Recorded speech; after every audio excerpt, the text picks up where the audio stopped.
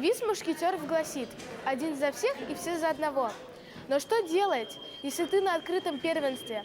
И главная цель – победить своего соперника. Добро пожаловать на традиционное открытое первенство Уфы «Мушкетеры России-2». Оно посвящено Году семьи.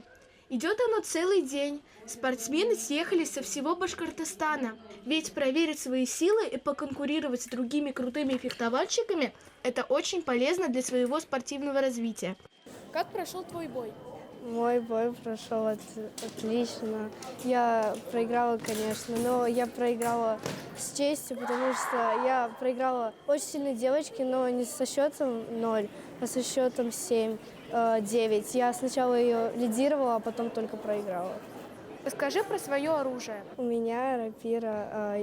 У рапиры есть еще разные, как сказать, братья, сестры, это там сабли, шпага, у каждого своя рапира. Если на соревнованиях ты случайно ее сломал, ты можешь взять запасную рапиру и продолжить фехтовать уже ею.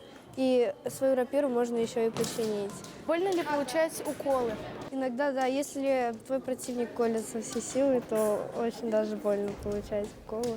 А так, если он колет легонько, то нет. Ежегодно в соревнованиях принимают участие более 650 спортсменов. В спортивном мире эти состязания – это уже добрая весенняя традиция, хотя настрой здесь весьма серьезный.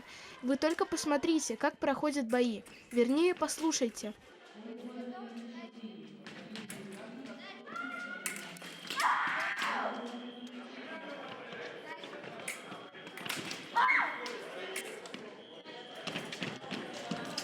Назад ногами. Правильно, видишь? Во время поединка спортсмены очень сильно кричат. Зачем? Когда наносят уколы, они как бы выбрасывают свои эмоции, чтобы расслабиться и дальше фехтовать. Юлиан, расскажи про эти соревнования.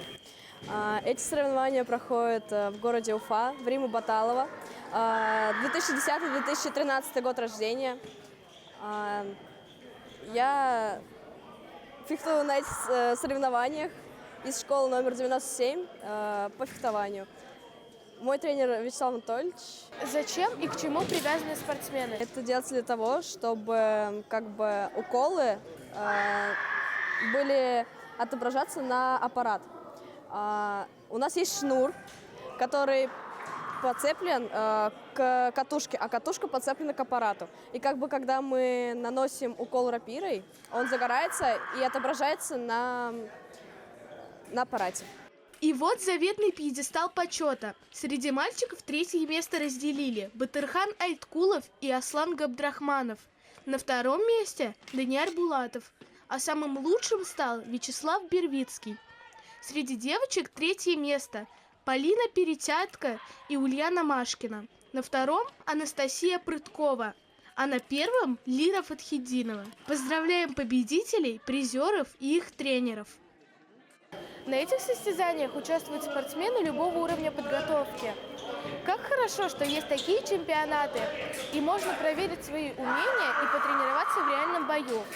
Ахметова Аделия, Рамазан Мусин специально для Горы новостей.